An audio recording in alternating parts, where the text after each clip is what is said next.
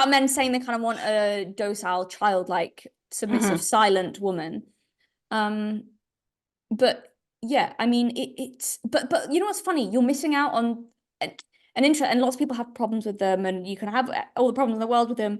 But there was this clip I saw a little while ago that was actually quite nuanced, and especially from like a trad perspective. It was Jordan Peterson and Ben Shapiro talking about marriage, but it was the original translation of Eve's name, like her first name, which meant it translated, because Ben Shapiro was talking about this, the original translation was something God said, I will give you a helper against you, like a helpful adversary or something. It was something interesting, because like the translation I know is helpmate.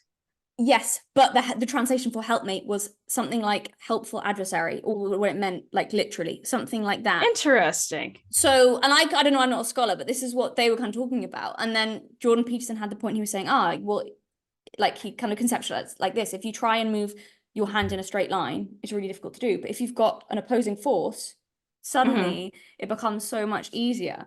And it's like, yeah, if a woman should just be submissive and silent and never challenge you, like you need some, not like, obviously this can be too much, but there's an element of like that can help you. A level of challenging or like disagreeing with you is helpful to you, as it's not, you know, it's you are missing out on the true value of having a woman, to be in a partnership with a woman, or of the true value of how she's got a completely different perspective on the world that you do. You're missing out on the value of that. What's even the point in having a woman in your life then, if you're not making the full value of, like, you know, it's just interesting. Well, I mean, I'll be completely honest, some of these sleazy manosphere guys, I don't think they actually want a woman. I agree. Some of the ways they talk and just some of the ways they behave, I'm like, how deep are you in that closet? Because I think you might be in Narnia at this point. It's funny, I can't remember what video it was. Was it on, I think it might have been on the Justin Waller video. There's a video, and I had gay men commenting, but like, this man is gayer than I am. And like,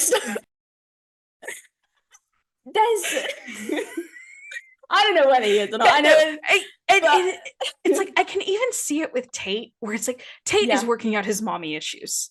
Like, it's become an insult, and I genuinely don't mean it as an insult, but I'm actually being serious. I'm not meaning it as an insult, but so many of these guys, some of the stuff they say, I'm like, you could just be gay, it's fine. It's like the thing, what is it, Myron said, that's still one of the funniest things. I think it was Myron saying that you should never live with the way he phrased it well, you should never live with a woman because women make you soft.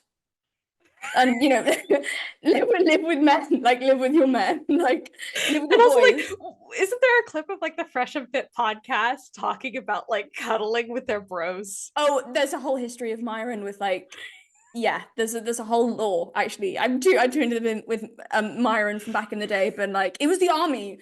This is normal army things. And like, okay, what was that? I think it was an Athenian band of brothers who like it's very ancient Greek coded. Yeah, but there was specifically that one band of Greek soldiers where they said, we'll get all the gay couples because no guy is gonna fight harder than to protect his lover. So they had all just these, it was like 24 gay couples or something. They were one of the hardest fighting squads in the Greek army. Like, the manosphere is so close. The manosphere is so close to that. It's so. And you know what? I think they would all be happier if they just did. You know what? They don't like women. This is my thing. This is why I believe it. They don't like the company of women. They don't. I mean, you hear how Andrew Tate talks to women. He will. He's even said on camera that he doesn't like women. He doesn't like having sex with women. He only does it to exert control over them. And that's an interesting thing for a straight man to say, that he doesn't enjoy sex with women. Weird, like, it's all these things. It's like, and then he's going, he doesn't like the women's company. He thinks women are annoying. He doesn't like spending time with them. I'm like, but you know, he and Tristan are very close. Like, you know, we've talked about Game of Thrones already.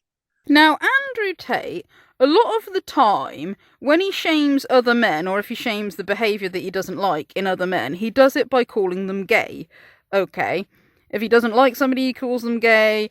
If they display some behavior that he disagrees with, he says that that's being gay. When he fell out with another YouTuber, I think he was called CoffeeZilla or something, Andrew ordered like his fans to like bombard this guy with messages calling him gay, which is a really mature way of handling conflict. And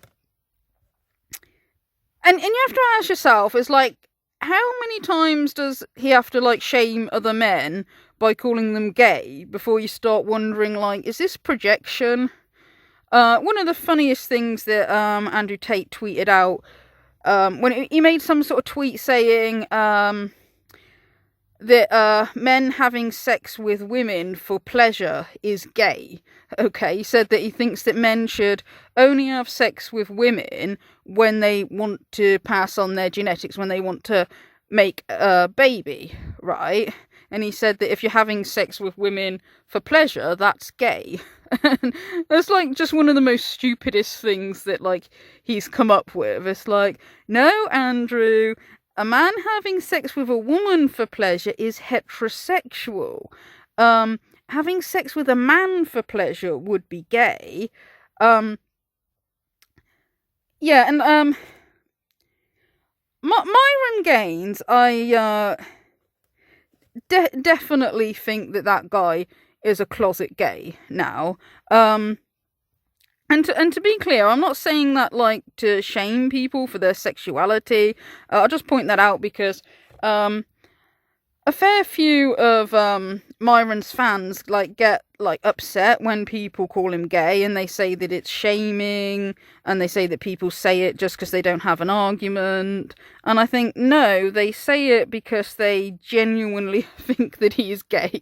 Okay, it's not I don't think there's any shame in being gay. I would normally feel sorry for somebody like if they felt like that they didn't have the courage to sort of come out the closet and admit who they are. I would normally feel sorry for them, but Myron sort of takes all of his anger out on women, and he's always like expressing his disgust, for women every day. And I don't know whether that's some sort of jealousy.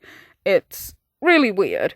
Okay, and I don't think most gay men hate women, by the way, but I do wonder if there are some closet gays like in the red pill community that they have a like disdain for women because of a jealousy thing. Women keep saying like that guys in the manosphere and red pill community, they hate us because they ain't us. And it does really seem like that sometimes. Now, the reason why like it's kind of relevant to sort of point this out, that like some of the guys like Myron Gaines might be gay. The reason why it's relevant to point this out is because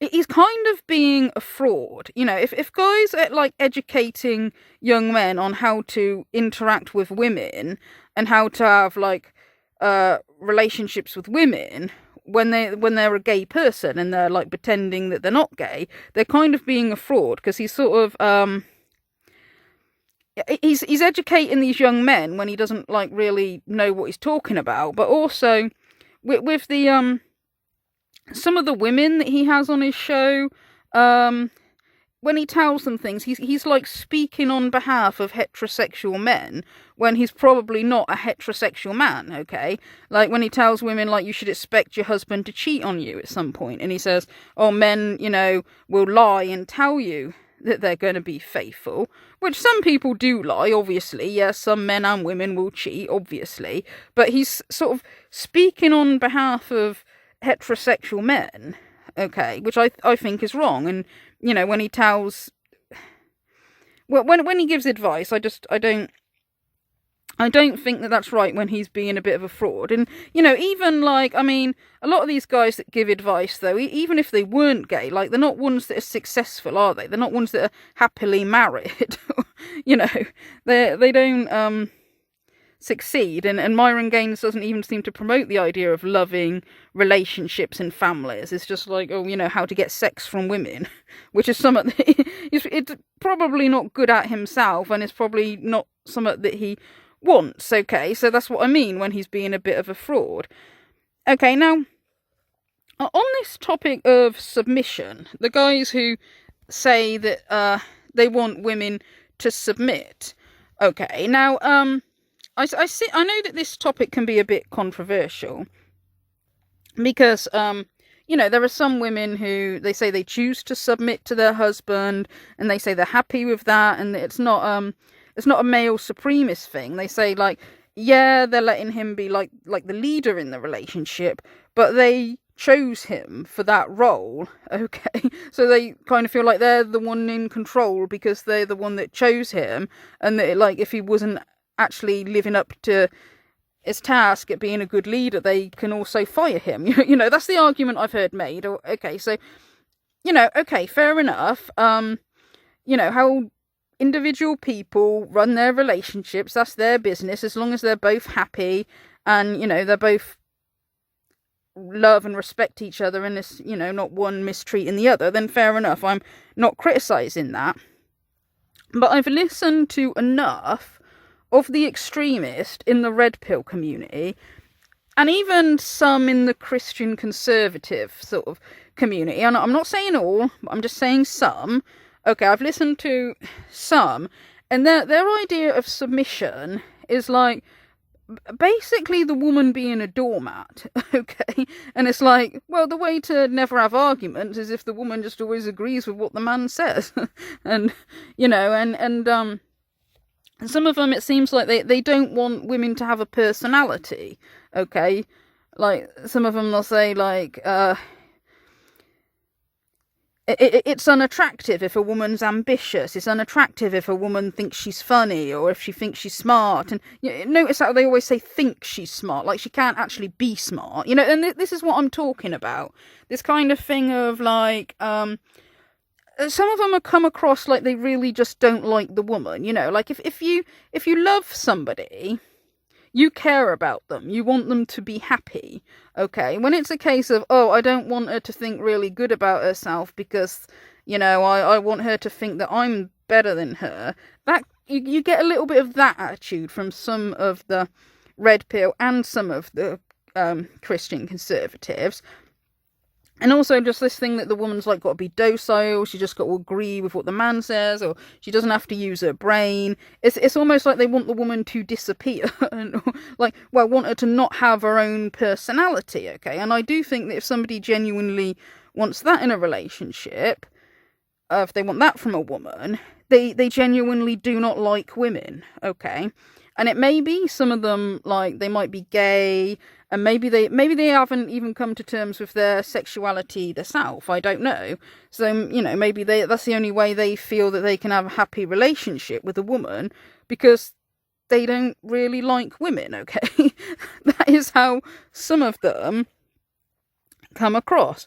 I've also heard the theory that some people think that, like, some would say, like, the extremist in the red pill community, they might have actually, like, turned gay because they hate women so much and they're so, like, revolted by women that this has made them actually, like, turn gay. Okay, now I don't know if that can happen. I mean, I know that normally your sexuality is not a choice. Okay, but that said, if you think about say the most radicalist, craziest of feminists, the ones that think that men really are evil, okay, now, I believe most of those were lesbian, okay, and I think that can't just be a coincidence, because lesbians are a small minority. I mean, there's even less lesbians than there are gay men, okay, so for, like, nearly all of the, like, radicalist of feminists to be lesbians, I kind of think, well, surely it must have been something to do with their hatred of men that made them, like, turn to fancying women. Okay, so whether that can happen sometimes with men, I don't know. Whether it is a case that if they are so revolted by women, I mean, if some guys, if they really, really believe that women are, like, unintelligent, illogical, mentally children, they're just vapid, they're useless, they've got nothing to offer the world, nothing to offer men, and they're just, like, empty and got nothing going for them. If some other extremists of the red pill really believe that, I kind of think, like, how could they possibly be attracted to a woman? Like, how could you possibly find a woman attractive? Like, if that's what you think of her. Now, I understand that, yeah, men are visual. They're visually sort of, like, turned on. And, like, I mean, people say, like, a woman could be really stupid, but if she's hot, she's going to get male attention. It's like, well, okay, but that's, you know, just sort of, that's only in the short term, like, but I think if some of these guys, if they really do feel like that way about women, I don't think they definitely couldn't have a loving relationship with somebody if they feel that way about women, if they have that little respect and that kind of disgust of women. I don't think they could have a loving relationship. I do find it hard to believe that somebody could even be attracted to somebody, you know, like, who, if they see them like that. So I do wonder, you know, like, yeah, if they're so disgusted by women, like, are they going to then turn to, you know, men? Because how could you be attracted to a woman if you feel like that? The other thing that I've heard from people is, well, because like, some of the, so-called alpha male, well, the guys that think that they're alpha males in the red pill community, that some of them could be narcissists, and that, like, if they don't have any empathy, and they're sort of like objectifying people, that sometimes they might not be, fussed about the gender, because if they're just seeing people as something to use, that they might not be, like, really that bothered about the gender of somebody that they're sleeping with. But when someone is, I would say, a sociopath, a psychopath, and somebody who has probably a very high level, I would say, of narcissistic personality disorder. Definitely people who have that kind of category of personality disorders. One of the factors in those disorders is that they don't have empathy for people. And when you don't have empathy for people, particularly at a very high level of lacking empathy, you don't tend to humanize people. People just become objects, things that you can use for your own benefit in some way. And when you are someone who lacks that empathy and who doesn't humanize people, oftentimes you will seek pleasure, gratification of some kind from anything. It doesn't actually matter what the gender, what the age, what the circumstances are.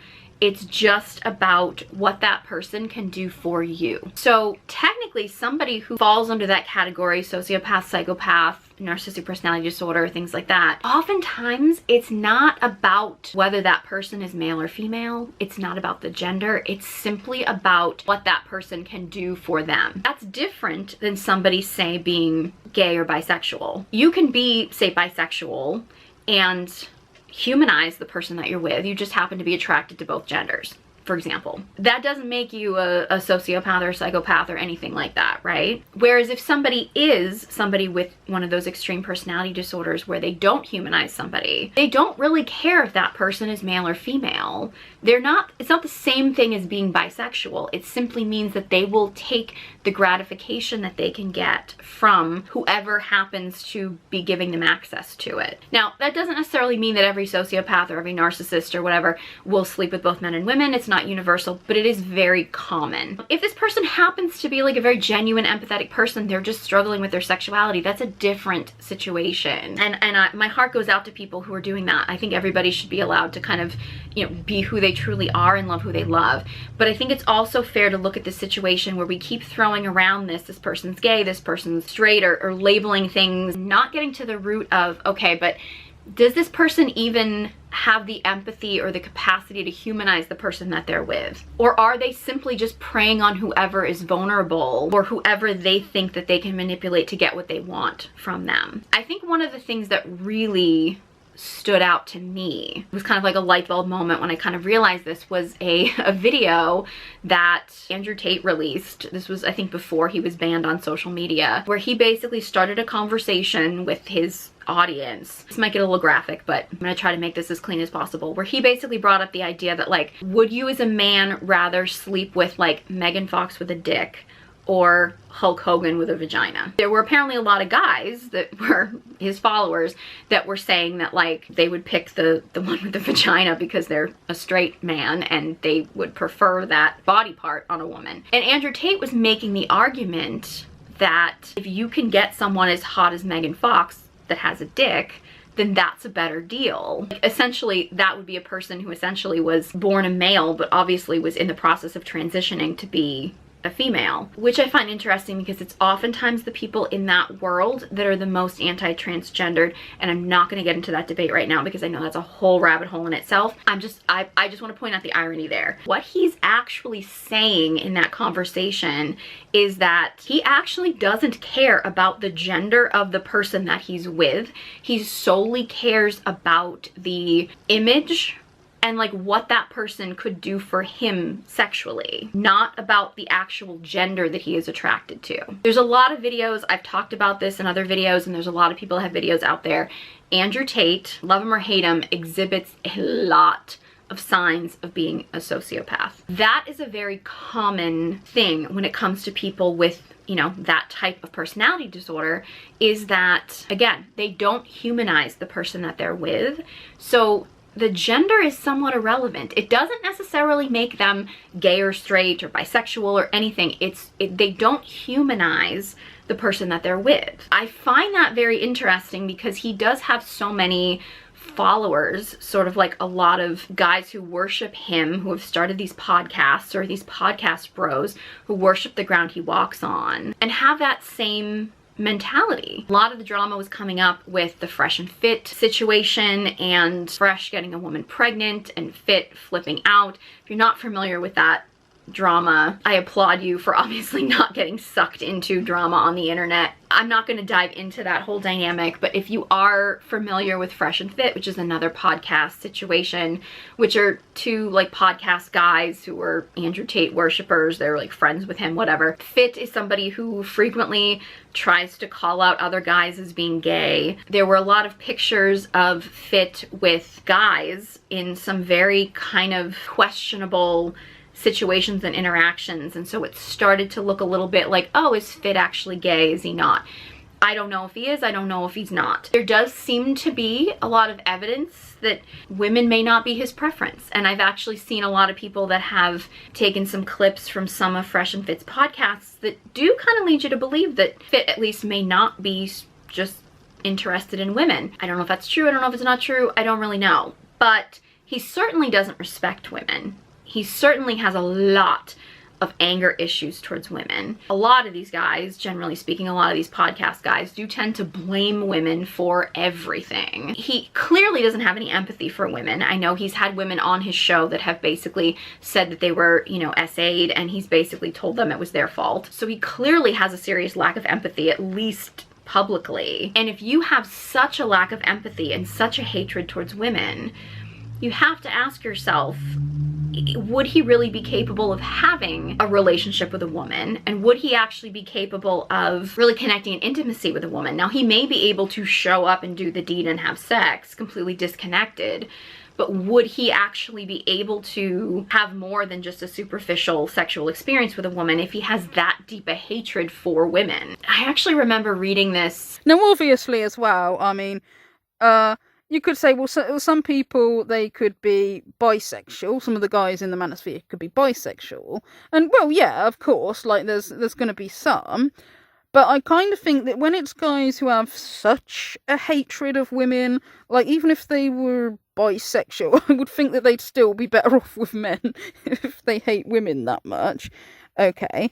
Another thing that sort of, it's entered my head, right? And I know this is maybe going to sound a bit crazy, right? Because I don't know whether other people maybe have thought this as well, but perhaps not said.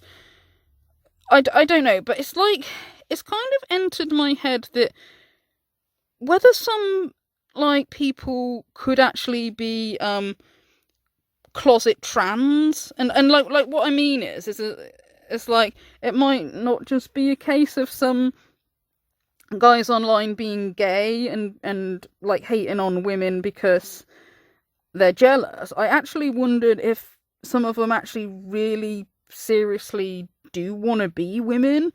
And I mean, I know I'm probably sounding a bit crazy here, but I did think it was a possibility. And I know that obviously trans people are a very tiny percentage of the, population. So I don't want people to listen to this and think that I'm trying to say that most of the red pill community are trans or anything like that. But it's just entered my head that, like, if there are people nowadays who are gay but don't want to come out the closet because they, for whatever reason, even though we're in this society, we're largely understanding, of gay people. Most people aren't homophobic. You're going to get some, obviously, because you can't rid the world of all assholes, but most people are understanding. Yet you still get some that are like frightened of coming out the closet. Now, I would have thought if somebody, when it comes to trans people, I would have thought it's it's going to be really hard for somebody to come out and admit that, like, that they feel that they're born in the wrong body. Like, if they're born in a male body and they feel like they're supposed to be a woman, like, it would be extremely hard to go and tell your friends and family and everybody, let alone going through the transition process, which would be like one of the hardest things to go through ever, and like they still wouldn't know whether they're gonna totally pass or not. Okay, so I'm thinking that surely there's gonna be some people who are trans but don't come out the closet ever, so they spend their whole life, say, like, living as a male but feeling like they're meant to be a woman, or vice versa. And surely, like, sometimes in cases like that, wouldn't some of them get very jealous of women? Like, if being a woman is what they want to be more than anything, but they can't be, or they don't have the courage to come out and sort of transition. Wouldn't some of them get very jealous and very resentful of women? And I know, like I said, it's only a tiny portion of people that are actually trans, but it's just something that sort of popped into my head a few times with, like, some an extremist in the red pill, is that they seem so jealous of women. That's how they come across. So like they want to be women. Okay. And sometimes even the way they talk, some of them, it's kind of catty, it's kind of bitchy, like, in the Manosphere, when they do video after video about women hitting the wall, or like you get the trolls that want to go and tell women they're ugly and stuff like that. And I kind of think, like, does anybody really know any heterosexual men that act like that? In the real world, away from YouTube and away from social media, like, most heterosexual men do not go around saying, like, ooh, she's looking old, or she's looking fat, or her sexual market value is going down, she won't find a man. That kind of cattiness, that is like what comes from bitchy women. Women, when they're jealous of other women, you get that kind of cattiness.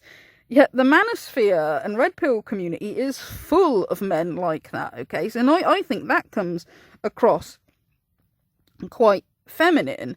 And, and you get these guys that say they're full of this about how women have it so much easier than what men do.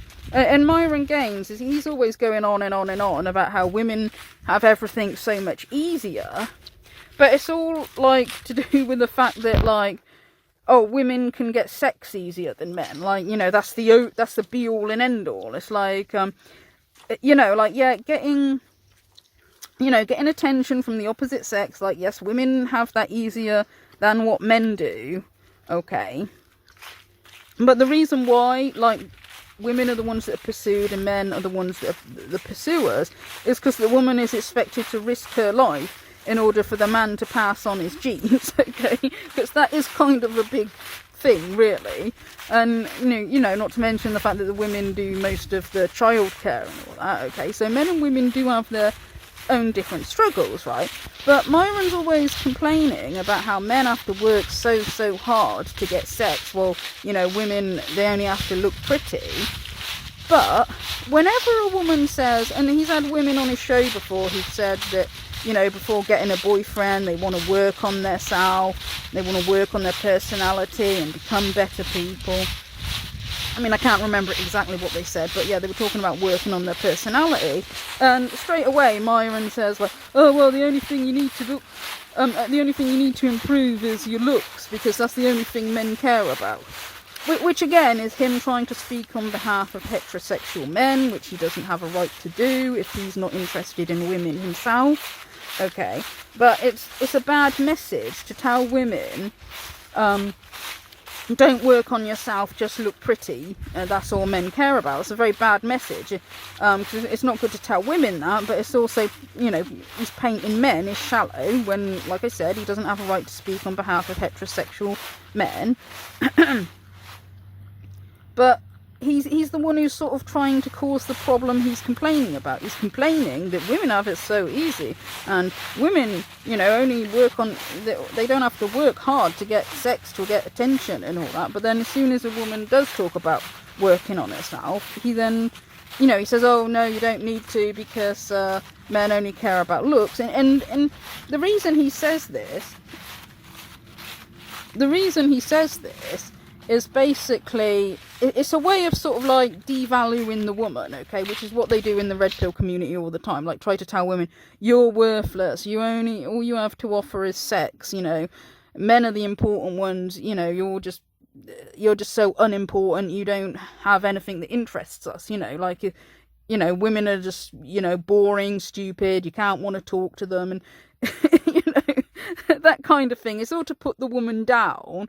But then by saying like stuff like, oh, well, we don't care about like what interests a woman has or what good stuff a woman does in the world. It's like, well, you're the ones telling them not to like ever work on themselves, and painting men in a shallow light at the same time. And, you know, it's just starting to dawn on me now. And I think, you know, that like, because you know, I've listened to the manosphere and red pill community for quite a long time, and it's starting to dawn on me now. It's like, these guys aren't all heterosexual men, you know, that like, some of them, they don't really even want a woman, okay?